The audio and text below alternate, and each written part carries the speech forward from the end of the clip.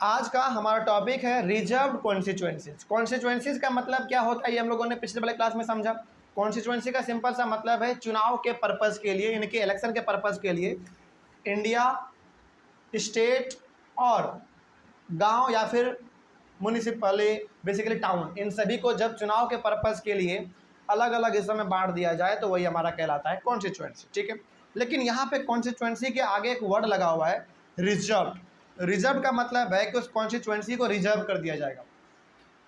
Reserve कर देने का मतलब है कि वहाँ से यही आदमी चुनाव लड़ेगा, इसके अलावा कोई यहाँ से चुनाव नहीं लड़ सकता। इसका मतलब ये होता है। ठीक है, देखिए इसके बारे में और क्या खास बातें हैं और मालूम चलेगा आपको।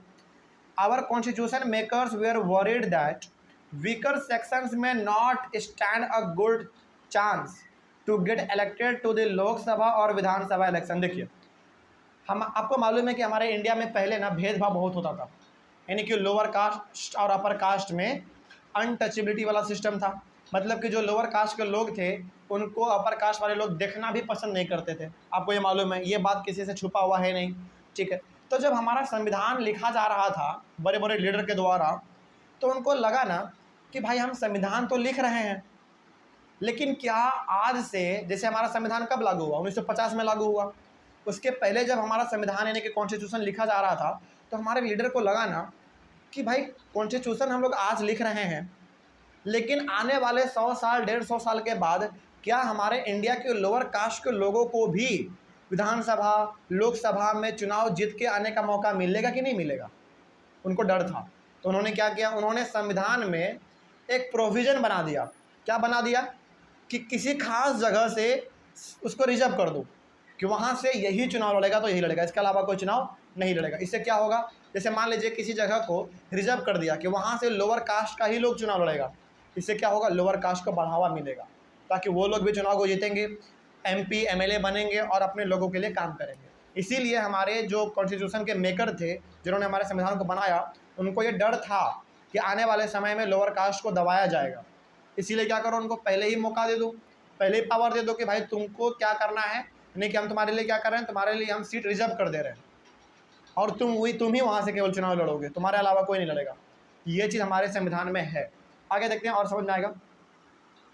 तो लोकसभा का चुनाव हो या फिर विधानसभा का चुनाव हो, हम लोगों ने क्या किया, कॉन्स्टिट्यूएंसी को रिजर्व कर दिया।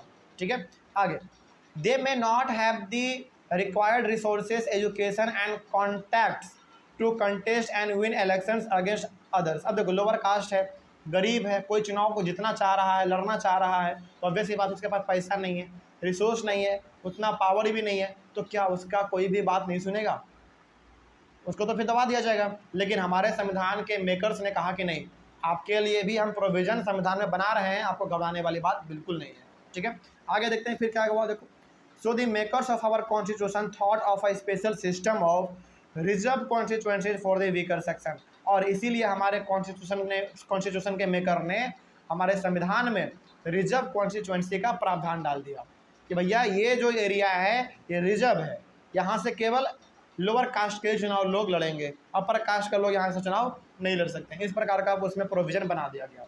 आगे देखते हैं, some constituencies are reserved for people who belong to the schedule caste यानी कि SC एंड शेड्यूल ट्राइब्स यानी कि ST।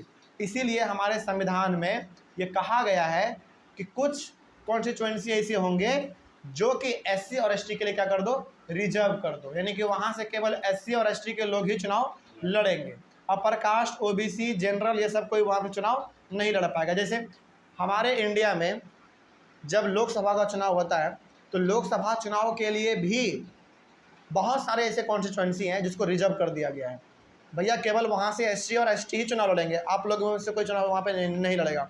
उसी प्रकार से जब बिहार में चुनाव होता है, बिहार की विधानसभा के लिए, तो 243 टोटल सीट्स हैं यहाँ पे, तो इसमें भी हमारे बहुत सारे ऐसे कॉन्स्टिट्यूएंसी हैं जो कि लोअर कास्ट के लिए पूरी तरीके से रिजर्व कर दिया गया है। बात समझ आ रही है? चलिए आगे बढ़ते हैं फिर। तो शेड्यूल ट्राइब्स और शेड्यूल कास्ट को भी मौका मिल सके, वो लोग भी चुनाव को जीत के लोकसभा में जाए, विधानसभा में जाए, अपने लोगों को बातों को उठा सके, इसके लिए हमारे संविधान में प्रावधान डाला गया है। ठीक है, आगे बढ़ते हैं। In a SC reserve constituency only someone who belongs to the schedule caste can stand for election. जैसे मान लीजिए कि कोई कॉन्स्टिट्यूएंसी है, उसको रिजर्व कर दिया किसके लिए, SC के लिए, यानी कि शेड्यूल कास्ट के लिए। तो शेड्यूल कास्ट का लोग ही वहाँ से चुनाव लड़ेगा। ठीक है, आगे उसी प्रकार से हमारा ST के लिए भी है।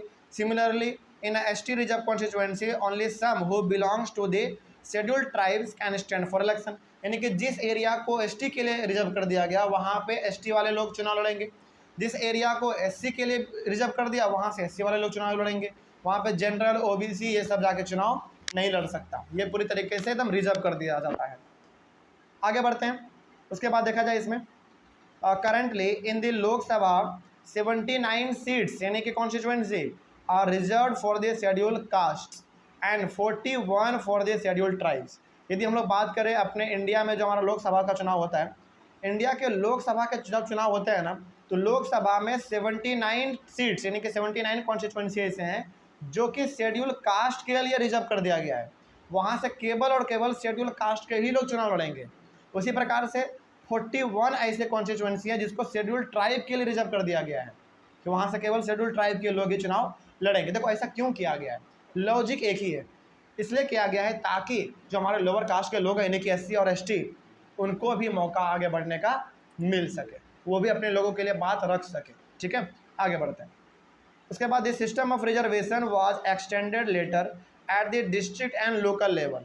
और ये जो रिजर्वेशन का सिस्टम है ये आपको स्टेट में भी देखने को मिलता है, ये रिजर्वेशन आपको लोकल लेवल पे भी देखने को मिलता है, यानी कि जब पंचायत का चुनाव होता है, नगर निगम का चुनाव होता है, वहाँ भी आपको देखने को मिलता है। ठीक है, आगे बढ़ते हैं। उसके बाद in many states constituencies in rural का मतलब यहाँ पे क्या, पंचायत। ठीक है, एंड अर्बन का मतलब क्या, म्यूनिसिपैलिटी, जिसको हम लोग हिंदी में नगर निगम कहते हैं, areas are now reserve for other backward classes, यानी कि ST और SC के लिए रिजर्व तो कर ही दिया गया है।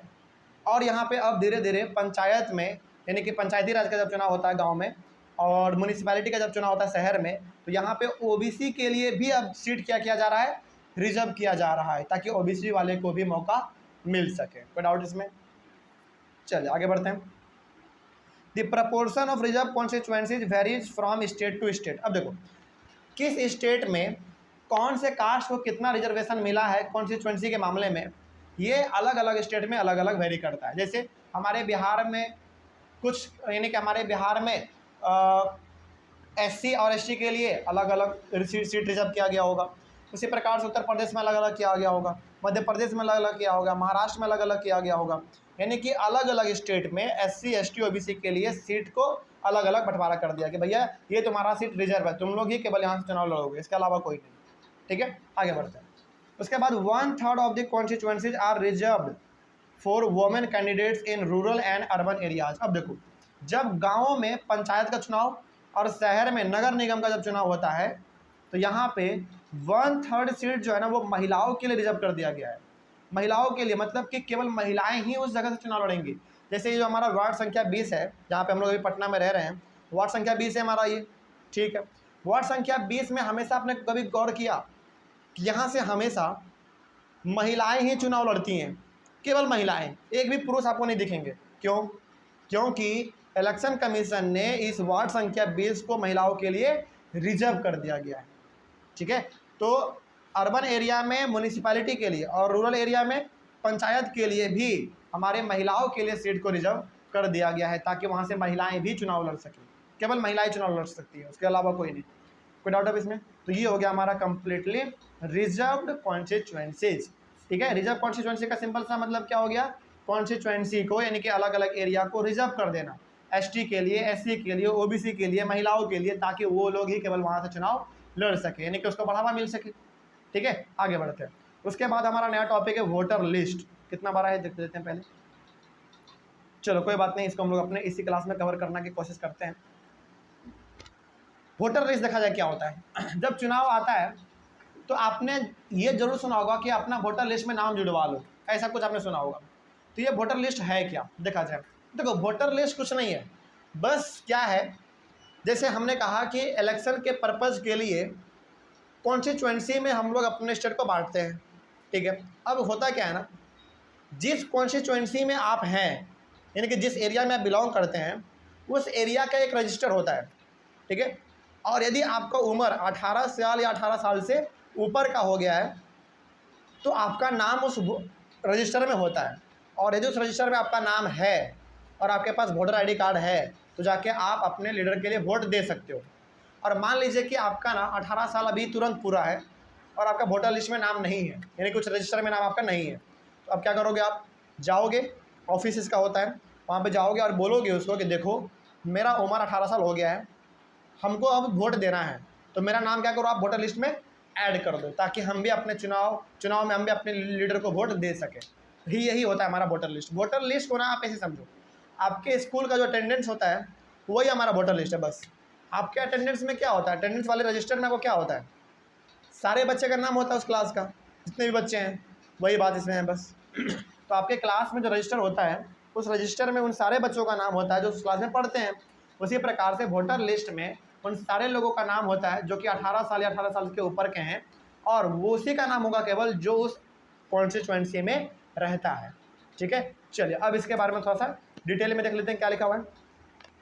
The list of those who are eligible to vote is prepared much before the election. मतलब ये हो गया कि जो आदमी वोट देने के लिए एलिजिबल हो गया है, अच्छा हमारे इंडिया में वोट देने का क्राइटेरिया कितना उम्र है, 18 और 18 से एबव। तो जिस आदमी का उम्र, या फिर लड़का लड़की कोई भी हो सकता है, जिसका उम्र 18 साल या 18 साल से ऊपर है, उसका नाम उस कॉन्स्टिट्यूएंसी के वोटर लिस्ट में जरूर होता है, और नहीं है तो आप जाकर उसको ऐड करवा सकते हैं, ताकि आप भी अपने अगले बार में वोट दे पाएंगे। ठीक है, आगे बढ़ते हैं।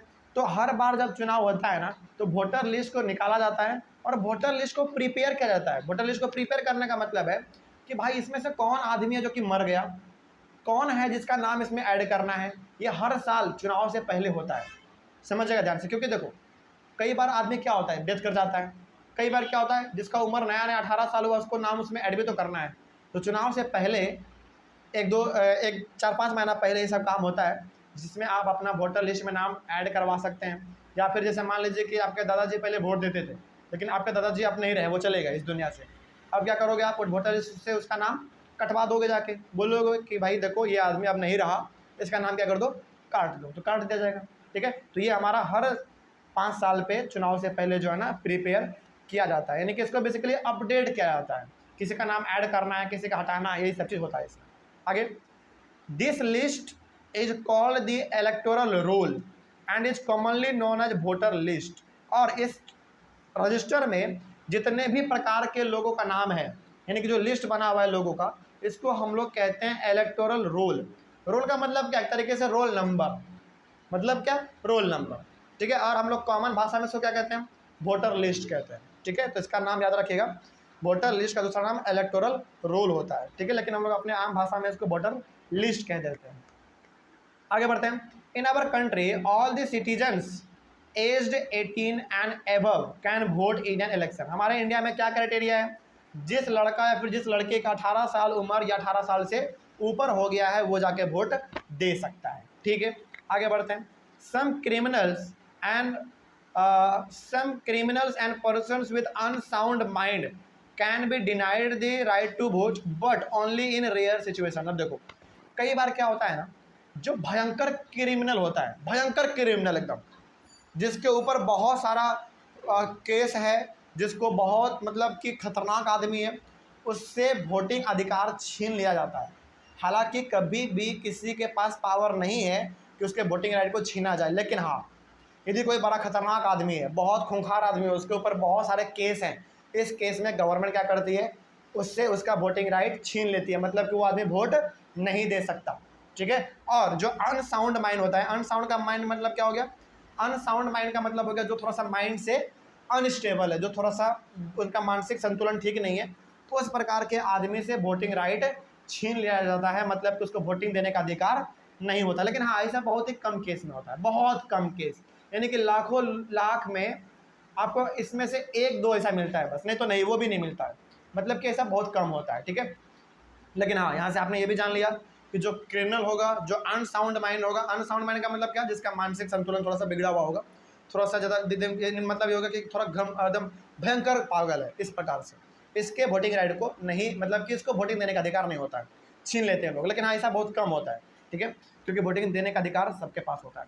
ठीक है, आगे, it is the responsibility of the government to get the names of all the eligible voters put on the voters list. तो यहाँ पे गवर्नमेंट का ये रिस्पॉन्सिबिलिटी बनता है कि जो लड़का या फिर लड़की 18 साल या 18 साल के ऊपर का हो गया है उसका नाम वोटर लिस्ट में होना चाहिए।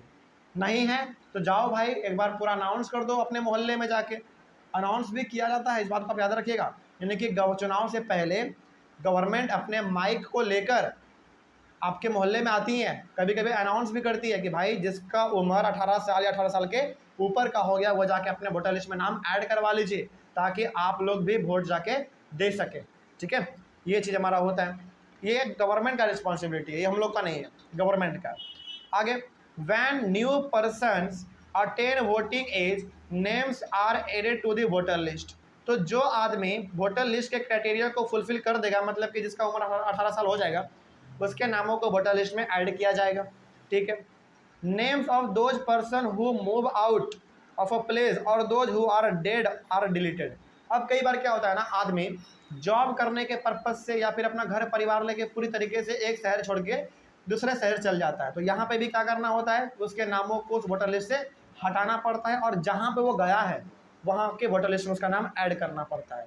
तो ये आप कर सकते हैं। ठीक है, और आपको कोई मना नहीं कर सकता। जैसे मान लीजिए कि अभी हम लोग पटना है, बाद में सपोज कीजिए कि आपका जॉब लगेगा, आप पटना को छोड़ के चले गए मान लीजिए दिल्ली, तो पटना के वोटर लिस्ट में जो आपका नाम है तो आपके नाम को हटा दिया जाएगा और दिल्ली के वोटर लिस्ट में आपका नाम ऐड कर दिया जाएगा। ठीक है, तो ये काम भी होता रहता है। उसी प्रकार से यदि कोई आदमी मर गया उसके नामों को वोटर लिस्ट से हटा दिया जाता है। ठीक है, चलिए आगे बढ़ते हैं। क्या ये ठीक उसी प्रकार से नहीं है जिस प्रकार से आपके क्लास में होता है? जैसे कोई बच्चा नाम अपना स्कूल से कटवा लेता है, उसके नाम को रजिस्टर से हटा दिया जाता है। उसी प्रकार से जब कोई बच्चा नया एडमिशन लेता है उसके नामों को रजिस्टर में ऐड किया जाता है। ठीक है, ये बिल्कुल आपके स्कूल के जैसा चलता है। आगे बढ़ते हैं। उसके बाद, a complete revision of the voters list takes place every 5 years to remain up to date. यानी कि हर 5 साल पे इस वोटर लिस्ट को अपडेट किया जाता है, रिवीजन किया जाता है, ताकि कुछ नाम को यदि ऐड करना है तो ऐड कर दो, किसी नाम को डिलीट करना है तो डिलीट कर दो। ठीक है, और पहले देखो, पहले ना वोटर लिस्ट बिल्कुल एक रजिस्टर पे लिखा जाता था, पेपर पे, जैसा हमारा कॉपी होता है ना मैथ वाला, उस प्रकार के कॉपी में लिखा जाता था। लेकिन अब ये वोटर लिस्ट हमारा डिजिटल हो गया है, यानी कि कंप्यूटर में सारा गवर्नमेंट के पास लोड है। उसको मालूम है कि इस कॉन्स्टिट्यूएंसी में कितने लोग एलिजिबल हैं और कितने लोग एलिजिबल नहीं हैं। ठीक है, आगे बढ़ते हैं। उसके बाद, a new system of election photo identity card यानी कि EPIC हैज बीन इंट्रोड्यूस्ड। अब देखो, the voters are required to carry this card when they go out to vote so that no one can vote for someone else। अब देखो, आपने सुना होगा जब आदमी वोट देने के लिए जाता है तो अपना वो वोटर आइडेंटिटी कार्ड लेके जाता है। वोटर आईडी कार्ड मतलब उसका पूरा नाम क्या है? उसका पूरा नाम होता है election photo identity card. Short में हम लोग क्या कहते हैं उसको? वोटर आईडी कार्ड कहते हैं। इसका मतलब उस आईडी कार्ड में क्या होता है? आपका फ़ोटो होता है, आपका डेट ऑफ बर्थ होता है, आप कहाँ से बिलोंग करते हैं वो लिखा हुआ रहता है। यानी कि जब आप वोट देने के लिए जाते हैं तो आपके पास 2 चीज़ होना चाहिए। पहला, वोटर लिस्ट में आपका नाम होना चाहिए, जहाँ पे आप रहते हैं वहाँ के वोटर लिस्ट में आपका नाम होना चाहिए, पहली बात। दूसरी बात, आपका उम्र 18 साल या 18 साल से ऊपर होना चाहिए, दूसरी बात। तीसरी बात, आपके पास एक वोटर आईडी कार्ड होना चाहिए। और ये वोटर आईडी कार्ड आप बनाएंगे अपने से? नहीं, ये आपको गवर्नमेंट बना के देती है। ठीक है, आपको अप्लाई करना पड़ता है ताकि, अच्छा ये फ़ोटो वाला सिस्टम क्यों लाया गया मालूम है? ताकि बूथ पे आपके फ़ोटो से आपका चेहरा मैच किया जा सके। नहीं तो पहले क्या होता था ना, कोई भी किसी के बदले जाके वोट दे देता था और 3-4 बार वोट दे देता था अपना मास्क वाला एकदम पूरा चेहरा वगैरह बदल के। तो ये चीज़ बड़ा पहले अलग था। लेकिन अब क्या, आपको वोटर आईडी कार्ड लेके जाना है। लेकिन हाँ, एक बात याद रखिएगा, मान लीजिए कि आपके पास वोटर आईडी कार्ड नहीं है, आपका भुला गया, आपके पास कोई ऐसा डॉक्यूमेंट जरूर होना चाहिए जिसमें आपका फ़ोटो हो। जैसे मान लीजिए कि आपके पास ना आपका वोटर आईडी में नाम है, सॉरी आपका वोटर लिस्ट में नाम है मान लीजिए, लेकिन आपका वोटर आईडी कार्ड जो है वो भुला गया। आप अपने आधार कार्ड से भी जाके वोट दे सकते हैं, आप अपने ड्राइविंग लाइसेंस से भी वोट दे सकते हैं, आप अपने राशन कार्ड से भी वोट दे सकते हैं, आप अपने पैन कार्ड से भी वोट दे सकते हैं। मतलब ये हो गया कि आपके पास कोई ऐसा कार्ड बस होना चाहिए जो ये बताए कि आप ही वो आदमी हैं, फ़ोटो मैच हो जाए, पहला बात। दूसरा बात ये बताए कि आप इंडिया से ही बिलोंग करते हैं और आपका नाम वोटर लिस्ट में होना चाहिए, कंपलसरी है। ठीक है, तो वही बात इसमें लिखा गया था।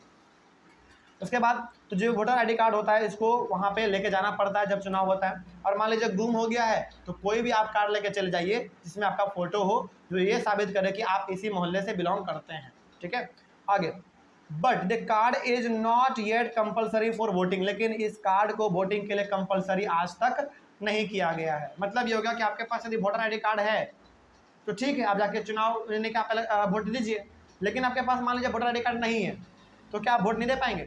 दे पाएंगे, बस आपके पास कोई भी एक प्रूफ होना चाहिए बस। ठीक है, आगे for voting the voters can show many other proofs of identity like the ration card और द ड्राइविंग लाइसेंस। यानी कि आपके पास वोटर आईडी कार्ड यदि नहीं है तो आप driving licence, ration card, PAN card, Aadhaar card, इस प्रकार की चीज़ों को दिखा के भी वोट दे सकते हैं। ठीक है, क्योंकि देखो उस कार्ड में ऑब्वियस सी बात है आप जहाँ पे रहते हैं उसका पता लिखा होगा, पता लिखा हुआ है, इसका मतलब कि आप उसी कॉन्स्टिट्यूएंसी से बिलोंग करते हैं और आपका नाम तो पहले से वोटर लिस्ट में है, तो आप जाके आराम से वोट दे पाएंगे। कोई डाउट अब इसमें? तो यही हमारा होता है वोटर लिस्ट। आगे बढ़ते हैं, उसके बाद हम लोग अपने अगले वाले क्लास में बात करेंगे नॉमिनेशन ऑफ कैंडिडेट्स। ठीक है, चलिए थैंक यू वेरी मच, मिलते हैं अगले वाले क्लास में।